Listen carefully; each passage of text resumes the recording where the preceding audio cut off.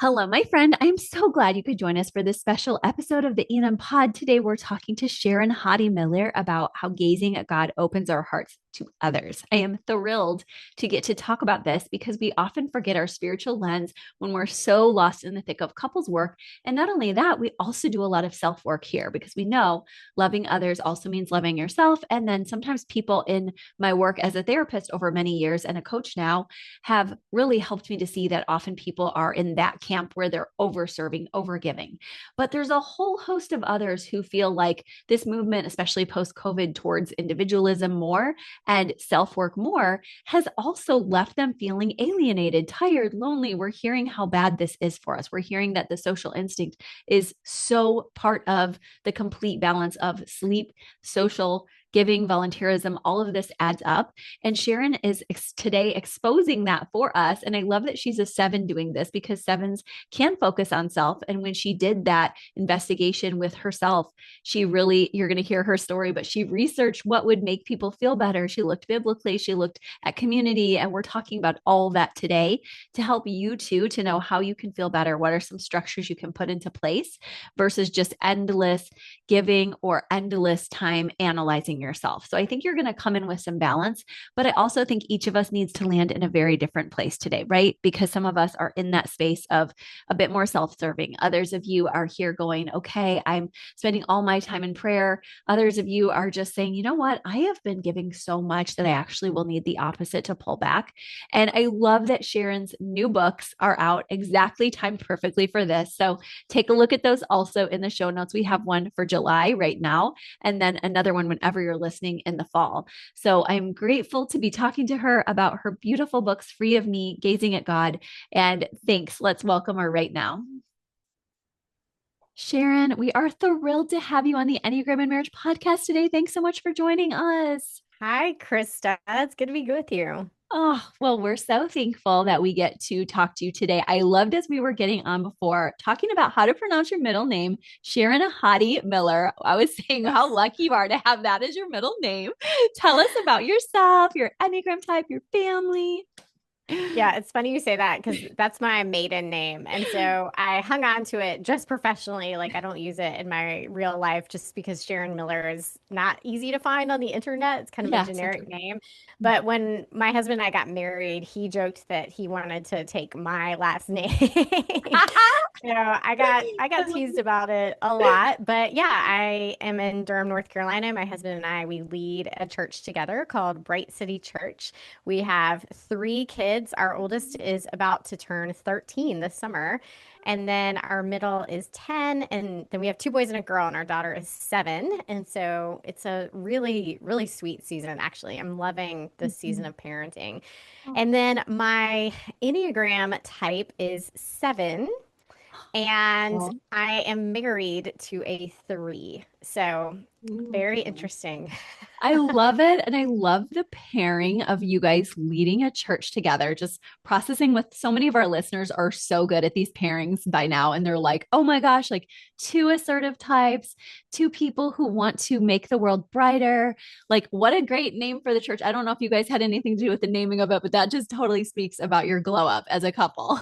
Oh, that's so sweet. Yeah, and we did name the church. It has a lot of biblical significance, just being a city on a hill, but Yes. also pointing to the New Jerusalem in Revelation, which is a city that needs no sun because the glory of God gives it light, and wanting our church to be like a taste of that. So that's the background of that name. Oh my gosh, I love that. And it reminds me also of just so many biblical narrative moments like Deborah's story, where she uh, leads the Israelites powerfully and talks about the rising of the dawn. And it's just beautiful for us to hear you saying, we're breathing hope into people together with our beautiful gifts. And I'm so thankful for that. I know we were getting on before this. People always know what goes up must come down. Threes and sevens cannot, guys. Sorry, I know you want us to be up all the time because I'm also 7, but we can't. So tell us about a little bit behind the scenes. We're going to get into some awesome conversation today, as our audience knows about our gazing at God. But tell us a little about what you guys have learned when you're tired, when you need rest. How do you guys slow down a little bit just to get that? Hmm. Yeah, so I don't know as much about the Enneagram as obviously you, but one thing that I have learned is, and you can correct me if I'm wrong, is Mhm. sevens go to one in unhealth. Yes, And correct. so I can usually tell that I am not doing well when I am bitter and self-righteous and angry. And so Mm, that is usually when I find myself just kind of ranting to my mhm. husband about things that make me frustrated, that make Yeah, me mad, that feel unfair, like whatever it is, and I feel really self-righteous in yeah. that anger. Hmm. That is my check engine light, Mm, that I am not okay. And for me personally, it's funny when it comes to leadership, especially with pastors, mhm. it is normal for pastors to struggle to rest. That is something, especially with my husband, that he had to almost learn how to vacation because he's so Mm, production oriented, and that's yeah, very tied to his identity. yeah, And that's so the when we three would go thing. on Yeah. vacation, he was kind of like, "What? What do I do? Like, how do Yeah, I enjoy this?" yeah. But for me, I'm like, I don't understand what you're saying to me right now because I love vacation. I love rest. And so Mm, rest has never been a struggle for me. I mm, I look forward to, like, I don't like being tired. I don't like being stressed out. Like, I'm going to mhm, structure my life in a way to not feel those things. And mm, so in mhm. terms of sustainability, staying healthy, rest has never been a struggle for me. I love to rest. I love to have fun. Yeah. For me, it has been much more engaging some of those hard feelings and figuring out how to process them instead of just feeling angry all the time. One practice that I've realized has to be a regular, almost daily rhythm for me is a forgiveness practice. And Mm, so there's mhm. just in ministry, we don't talk about this very much, but Yeah. you sustain a lot of injuries from people, and that's Mhm. that's part of the job. Like following Yeah. Jesus, he came near to broken people, and you can't be Yeah. near broken people without being cut by them. Yeah. And that's what we signed up for. But because of that, you have to constantly, and this is, I have this exercise at the end of the day where I kind of review my day and I think through, like, who hurt me or what just was hard in a relational situation that I'm holding, that Mhm. I need to give to Jesus to hold instead of me. And I mentally picture myself handing that thing over to him to hold instead of me. And that Mm. has been a really important way, because forgiveness is such a difficult concept to conceptualize of, but that's been actually really healing for me. Oh, well, I think that's really interesting that you named how you go to one and that's what it looks like. I was just coaching somebody today in the 8, 9, and 1 space are a very judging space, and that's good, right? I was referencing Deborah earlier, one of the judges, and it's like she's just wiped out people because she's like, this was a very bad moment in history where evil was happening. And it's important that we acknowledge that. But when you have that justice fighting part of you, like you said, and part of our New Testament grace is allowing ourselves, those of us who share the Christian faith, that we do need to let go of unforgiveness and that we do have to let God be God. And we may have some things to do. And I'm sure sometimes there's different solutions at the church as to what do we do when we have an issue. But either way, you're just saying it's been a huge blessing for you carrying that one part of you negatively to come into the more healthy version of that, right? Like what's fair, what's healthy, and also what's honoring to God and embracing the serenity of God, you have this, and I'm giving it back to you, and I'm not going to let it hold me down. Plus, now we know research supports that also along with the Bible. So it's neat to see research also coming around. Oh, people are healthier when they forgive and are not Hmm. full of resentment. Come to think of it, isn't that so funny? Absolutely. Yes. Well, I know that we're also here to talk with couples about we get so into the fine details of ourselves on this show, and it can be a blind spot, in fact, because we're looking so hard at how to solve marital issues and the narratives and all the work and the tools, and it's all valuable. But we often come back and say, this is also a deeply spiritual process. And when we're thinking about ourselves too much, we can really lose sight of loving others and that mission. And loving others as we love ourselves involves a great deal of that loving others. And I do think some of us forget to the opposite end, right? We all have people who are overworked in church Right. systems who don't love themselves, but you're Mm-hmm. here to talk to the rest of us. That's why I Mm-hmm. asked you on, because I don't talk about that enough. Tell Mm-hmm. us about why you felt like this was an important topic in this time and day. Mm-hmm. Yeah, so I am re-releasing a book called Free of Me. It is re-releasing on July 1st with a new cover. Really excited about it. I wrote it Oh, first. It came out in, I believe, 2017. I think that's right. I was pregnant with my daughter when it came out, aw, and she's 7 now. And yes. so, kind of the backstory of this book is that I was in ministry at the time. I was doing a lot of the same things I'm doing now. I was Yeah. writing, I was speaking, Mm-hmm. really loving it. It was Oh, just good. inherently meaningful to me. Hmm. But at some point, and the best way I can describe this, at some point along the way, and I don't think this is unique to ministry, I think this is Yeah. unique to probably most careers, vocations. Yeah. At some point, I started looking at the people who were kind of running next to me, Mm-hmm. and I was comparing myself to them. And Mm-hmm. then I was looking at the people who were running ahead of me, and I was looking for acknowledgement and affirmation from them. And if I looked at the people next to me and I didn't compare well, or if I looked at the people ahead of me and they didn't notice me or acknowledge me or Yeah. celebrate me in some way, it was really shattering to me. And a lot of my work and my meaning shifted from being about why I initially got into it, which was Jesus, Mm-hmm. to people and comparison and needing approval. Mm-hmm. And because of this, I became incredibly fragile. I Yeah. became incredibly insecure. Mm. And that was honestly, insecurity was not up until then something I had actually struggled with a ton. Wow. I struggled with Yeah. other things. That Yeah. just wasn't one of them. Yeah. And so I'm very proactive. And so I was like, you know what? I'm gonna research this thing. Yeah. I'm gonna figure this out. I'm gonna crack Yeah. this code. Yeah. And so I start reading books about insecurity. I start listening to podcasts, all these topics about it. I start reading, looking at the Bible, asking, what does the Bible say about me? Like, I probably just need to remember who I am and what is true about me and how I'm created with a purpose and, all these things. Yeah. So I spend months just working on this. Like, I'm going to solve this Wow. problem of insecurity. But at the end of that journey, I discovered that Mhm. it had not helped at all. That all Mm. these messages Wow. about insecurity were not touching what was really going on inside of me. Wow. And so I realized I needed to back up and kind of reapproach it and ask different questions and figure out that there must be something else going on here. Yeah. And long story short, and this is so much of what the beginning of Free of Me is about, is I discovered that there are two causes of insecurity, but we really only ever talk about one. The one that we only talk about is low self-esteem, Yeah. which is, I would, as a pastor, describe as not seeing yourself the way that God sees you, Yeah. not loving yourself the way that He loves you.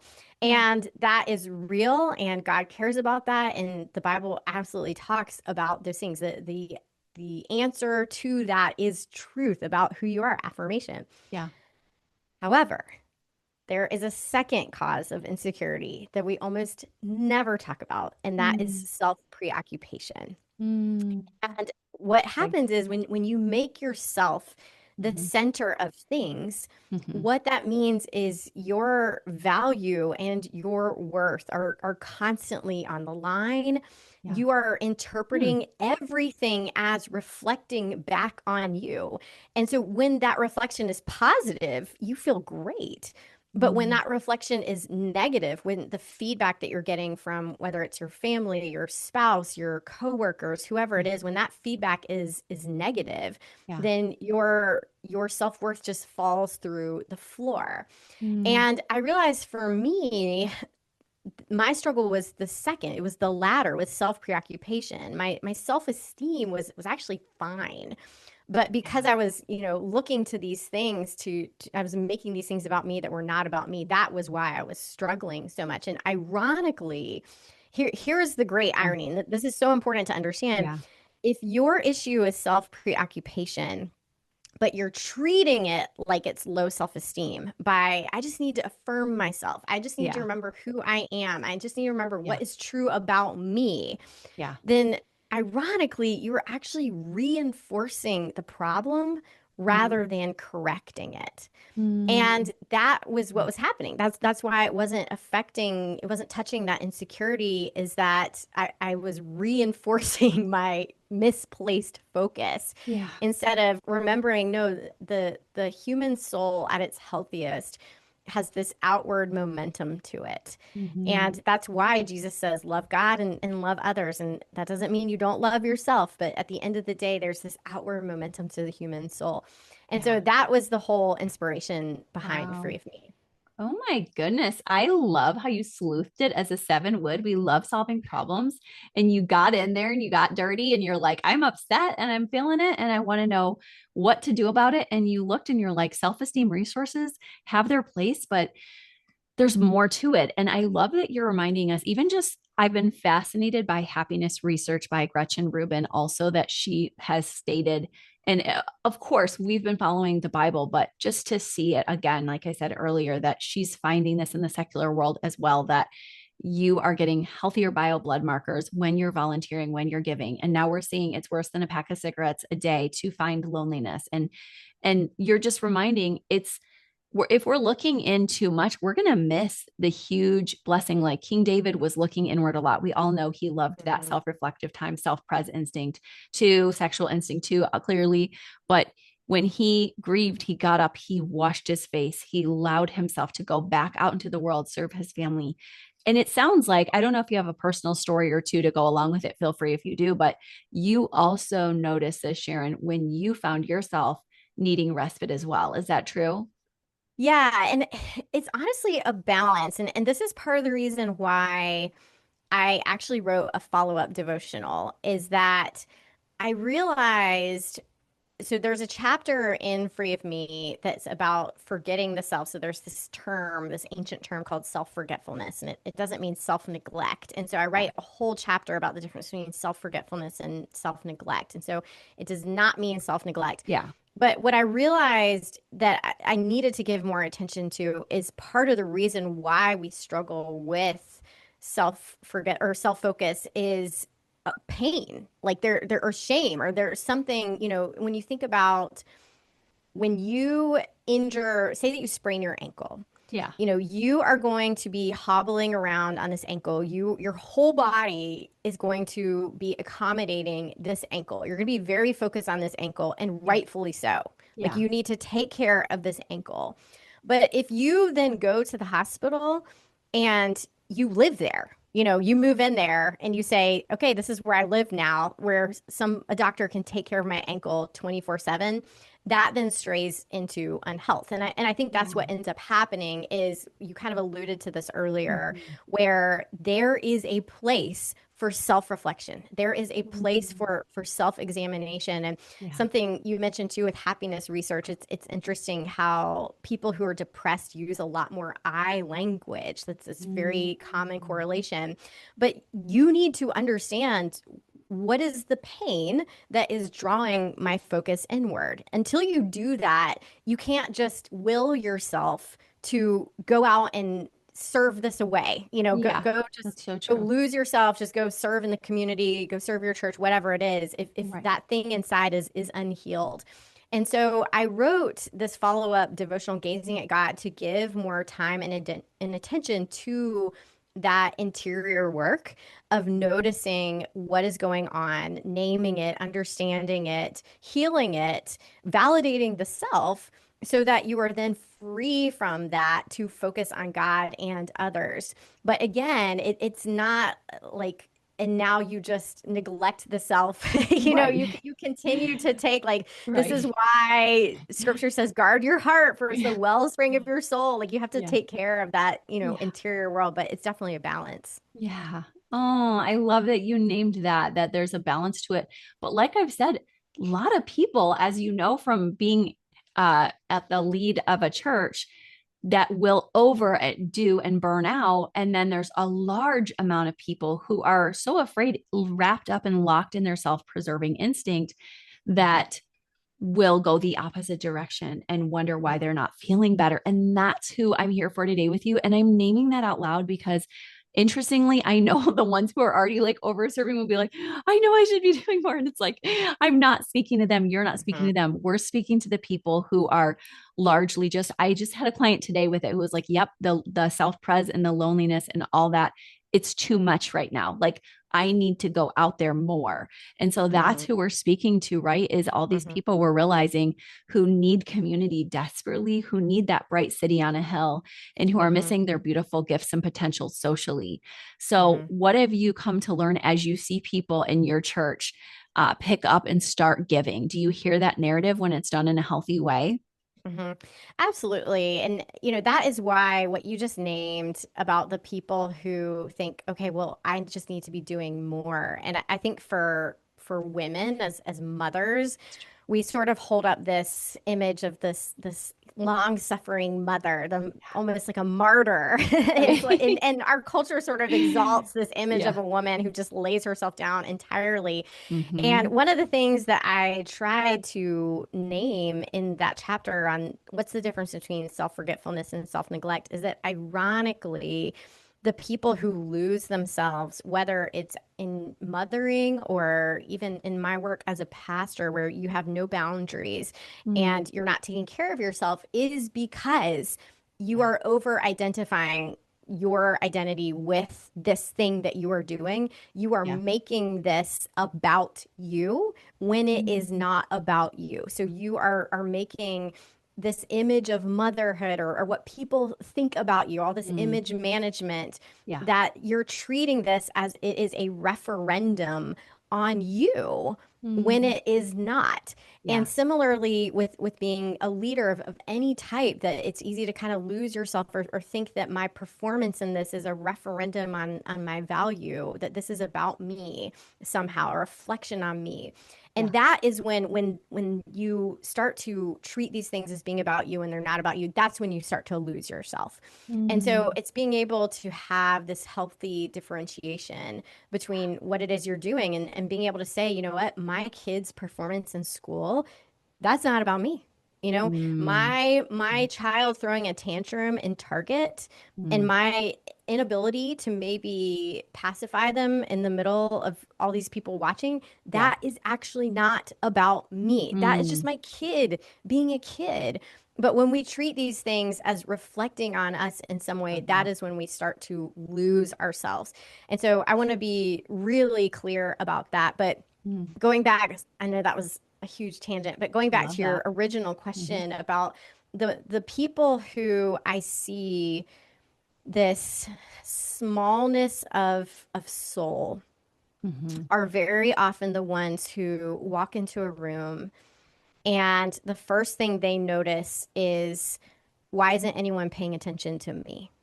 Or Mm-hmm. I am the only one who is single here, or Mm-hmm. I'm the only one who is divorced here, or Mm-hmm. I'm the only one who has preschool age children here, whatever it is.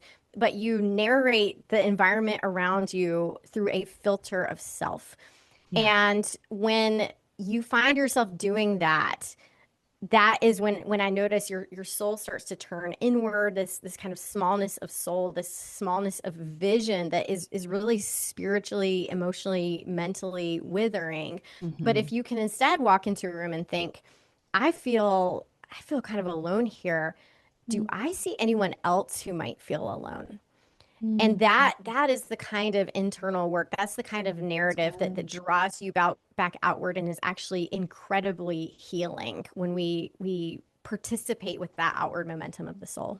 Wow, that's a really good point that we are given a chance to love others in that moment, connect with someone else who may be feeling lonely, allow ourselves to know there is a risk inherently involved in giving ourselves that opportunity to be rejected, but that we can allow God to soothe us and allow this to increase our chances of success when we find somebody else who looks like they might be willing to engage in conversation. And I Right. think that is this huge heart of it is you're not saying just gaze at God or just allow for time with God. You're saying that is huge. Watch God and time with God, but allow also for time with community who each of us Mhm. has a different gift. And hopefully we all want all the gifts of the Spirit.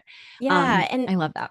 one other thing I was going to add, and I get into this in Free of Me, and one of the sweet things about revisiting this book is not only has this message been incredibly liberating for me personally, like it's the thing that I Mm. continue to walk out every single day and continues to be a source of great freedom for me because I'm no longer fighting humility, but Yeah. just receiving it, and Yes. all the good that God wants to do in me through that. But it also reminded me, I'd honestly kind of forgotten this, but Jesus, he says that there's two great commandments. The first is to love God and to love others. And Mm. I think that when we think about religion, when we think about what it means to be a good Christian, Hmm. anytime we encounter command, we just Hmm. think this is a checklist for, Hmm. appeasing God. This is Yeah. just a checklist for being a good person, essentially. Hmm. And what this whole journey taught me is God only ever gives us instructions for our good. He's Mm. constantly inviting us to greater thriving, to greater flourishing. And so, one of the things that I discovered in this journey was that when Jesus says, love God and love others, he is saying, because this is you at your Mm. best. That doesn't mean forget yourself. He's got you. We can Mm. trust that we don't have to have our back because Jesus has our back. Yeah. But that he's saying this is you at your best when you aren't running through everything through the filter of self, but you're Mm. living this life with this focus that is outward on God and others. That is actually you at your best. And that was Mm. really helpful for me to see the kindness in Mm. those commands as well. And to just reframe it that Mm. this isn't a checklist of Oh, being that's a good so good. person. This is for your good. Yeah, that's so good. And I think that there's that suspicion when we're like, wait a minute, is this a hoax trying to get me to have a bad life? And you're like, no, God is for you. Like, we're even seeing the research on it now, too. Like, it feels good to use your gifts. These are your God given gifts, Mhm. and to share them in the world is beautiful. What about when we're like, okay, I need to pray more, read the Bible more? I know you're allowing us to remember that approach won't always work if we're forgetting this community aspect. Can you tell us more about that? Obviously, praying and Bible study are great, but I think we might be looking at like not being monks with it.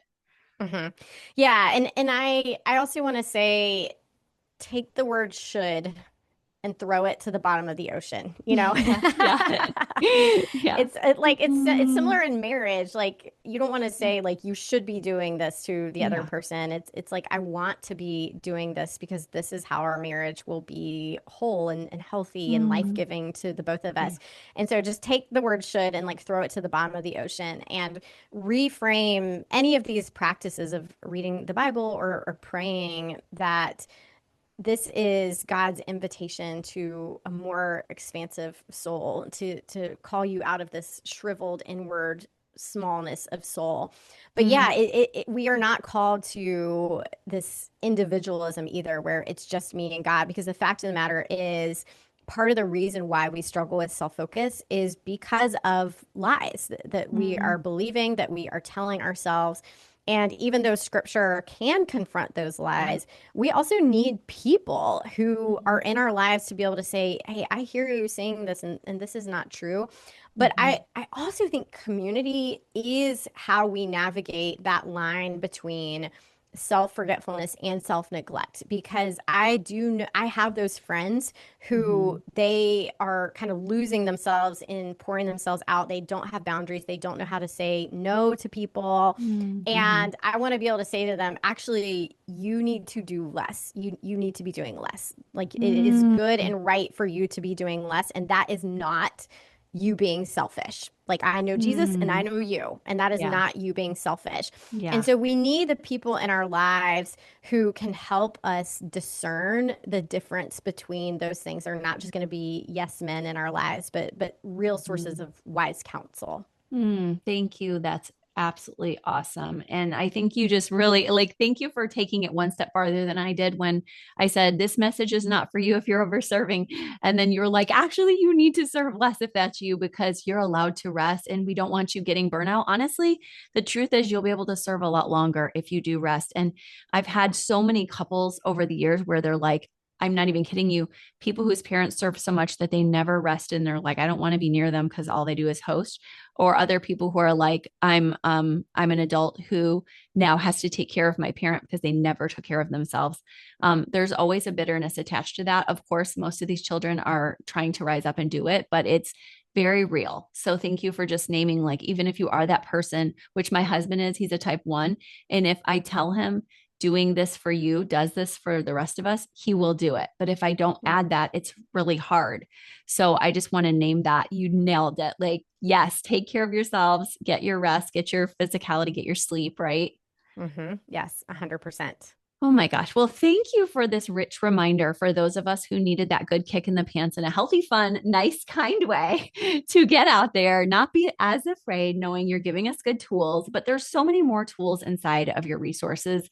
And I love that they're releasing this year. And this episode is going out still when this actually, I didn't even know the earlier book is releasing again now. So tell us more about both of these books and where we can get them as soon as possible. Yeah, so Free of Me is re-releasing with an updated cover on July 1st. I'm really excited about it because initially the book, it was marketed to women and it's for Mhm. women, but it's for men also. And this Yeah. updated cover, it's timeless, it's Oh, beautiful, and yay. I think it'll appeal to everyone. And so I'm excited about that. And then this follow-up, Gazing at God, it is a 40-day devotional. I'm trying to remember the exact, I should know that. Oh, wait, it's sitting It's right next okay. to me. A 40-day journey to greater freedom from self. Yay. Awesome. And it's like this book, it's hardcover. It has this linen finish and it's Mm. so beautiful. I want I to see keep just it. Do you have rubbing it to it. show it Oh for yeah, those I on have it. YouTube? Okay, let me Yeah, I can show it to see. you. It's this. Oh, that's so So pretty. I've been loving that when I was looking on Amazon too and reading, just already getting some sneak previews. So thank you. it's a stunning book, Stunning. but it's a good, I think it's an even more fleshed out. Free of Me definitely gives you handles for this, but Gazing at God is going to take you even deeper. And so I'm Mm. really excited about both.